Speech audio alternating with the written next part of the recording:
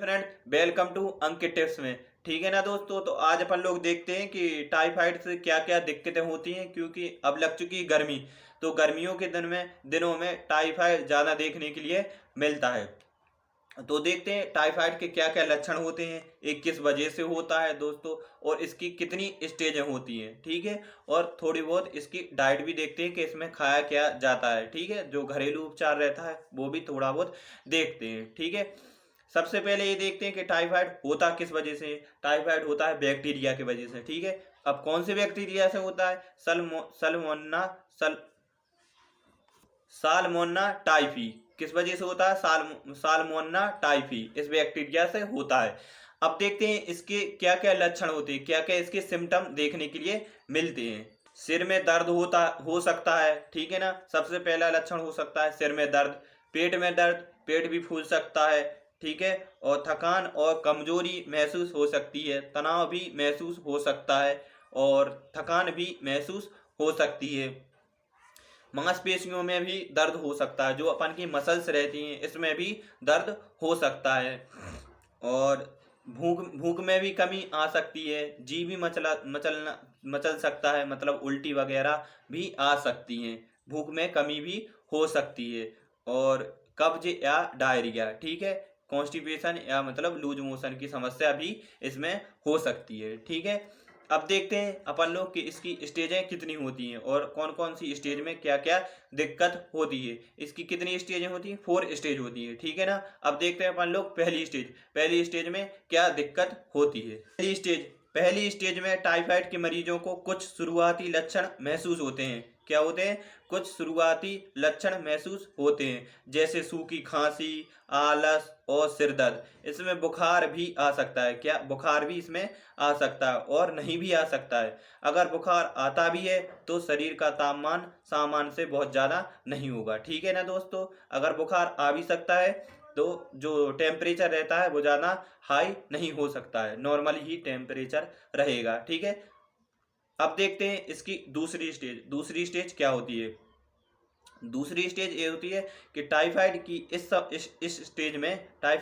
Stage में बुखार तेज हो सकता है और पेट फूलने लगता है। इस स्टेज में वजन भी घट सकता है और हेलोसिनेशन या फीवर ड्रीम इस दौरान सामान्य बात है। ठीक है, और इस दौरान व्यक्ति कभी भी थकान महसूस कर सकता है और उत्तेजित भी महसूस हो सकता है। ठीक है ना दोस्तों, अब देखते हैं इसकी तीसरी स्टेज क्या होती है।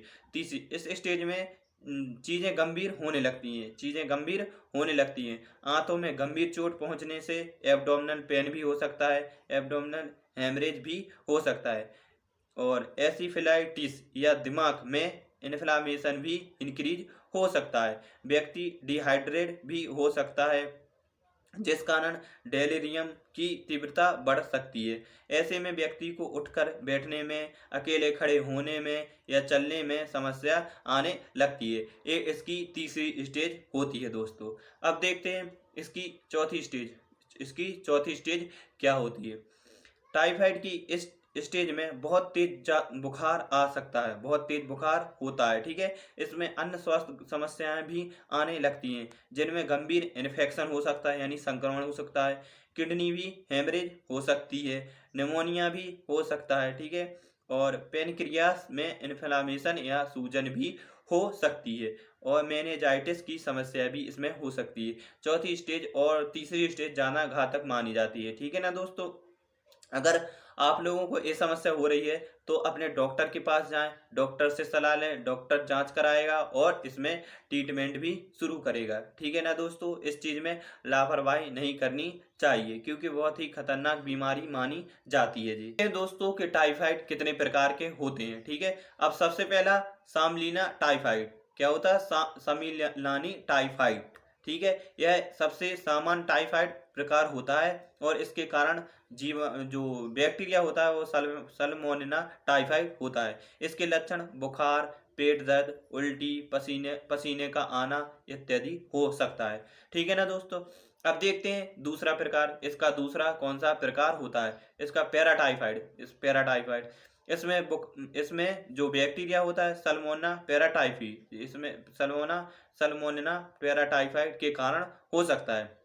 इसके लक्षण पेट दर्द, अन्य लक्षण और यह टाइफाइड के लक्षणों से कम गंभीर है। ठीक है, होता है। अब तीसरा एब्डोमिनल एब्डोमिनल टाइफाइड भी होता है। एब्डोमिनल टाइफाइड यह बुखार के साथ साथ पेट के आसपास के इलाके में दर्द के लक्षणों के साथ होता है। ठीक है ना दोस्तों, यह बुखार के साथ साथ पेट के आसपास के इलाकों में दर्द के लक्षणों के साथ होता है। चौथा प्रकार होता है वो डायरियल टाइफाइड होता है। इस प्रकार में बुखार के साथ साथ डायरिया भी, दस्त भी के लक्षण भी होते हैं। और जो पांचवा होता है नॉन टाइफाइड सल्मोनेलोसिस। क्या होता है? सल्मोनेलोसिस।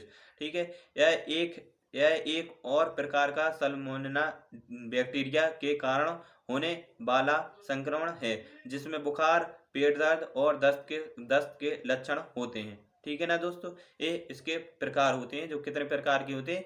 5 प्रकार के होते हैं। देखते हैं कि टाइफाइड में कौन कौन सी डाइट ले सकते हैं। इसमें हल्का खाना ले सकते हैं, दाल भी ले सकते हैं, जो मतलब हल्की दालें होती हैं वो भी ले सकते हैं, दलिया ले सकते हैं, इसमें फलों में इसमें वो अनार भी ले सकते हैं, सेब भी ले सकते हैं। ठीक है, जो भी इसमें नॉर्मल खाना रहता है वो ले सकते हैं। इसमें इसमें जो डिहाइड्रेशन भी हो जाता है, तो रिहाइड्रेशन के लिए ऐसी चीज़ें लेना जिसमें पानी की मात्रा ज़्यादा हो, जैसे अंगूर, जो जूस वगैरह रहते हैं वो भी इसमें ले सकते हैं। ठीक है ना दोस्तों, अगर वीडियो पसंद आई हो तो वीडियो को लाइक और सब्सक्राइब करना ना भूलें। मिलते हैं अगले वीडियो के साथ में। जय हिंद, जय भारत।